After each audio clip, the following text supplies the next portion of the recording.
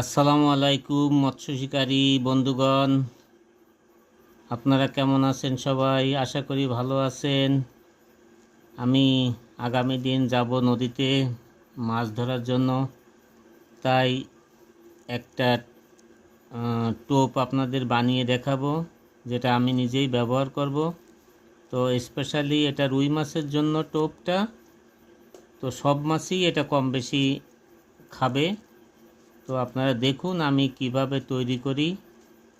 আর video শেষে আপনারা একটা লাইক দিবেন যদি আপনাদের ভালো লাগে, আর ভালো লাগলে ডিসলাইকও দিতে পারেন, কোনো সমস্যা নেই। তবে ভিডিওটা সম্পূর্ণ দেখবেন মনোযোগ দিয়ে, এটাই আশা করি। আমি দেখলেন আপনারা আমি পাউরুটিটা কিভাবে লাল অংশগুলো ফেলে দিলাম। এখন এটাকে গুঁড়ো করতে হবে। তো দেখুন কিভাবে গুঁড়ো করতে হয়। এভাবে পাউরুটির লাল অংশ ছাড়িয়ে নিয়ে আপনারা সুন্দর করে গুঁড়ো করে নেবেন। তো আমি আগের থেকেই অনেকগুলো ছাড়িয়ে রেখেছিলাম, কারণে হচ্ছে সময় বেশি হবে, ভিডিওটা বড় হয়ে যাবে, আপনাদের দেখতে অসুবিধা হবে। এর জন্য আগের থেকে আমি ছাড়িয়ে নিয়েছিলাম, আর একটা মাত্র রেখেছিলাম আপনাদের দেখানোর জন্য। লাল অংশটা আপনারা ছাড়িয়ে নেবেন, লাল অংশ থাকলে মাছ খাবে না। তা স্পেশালি এটা রুই মাছের জন্য, আর এটা নদীর জন্য।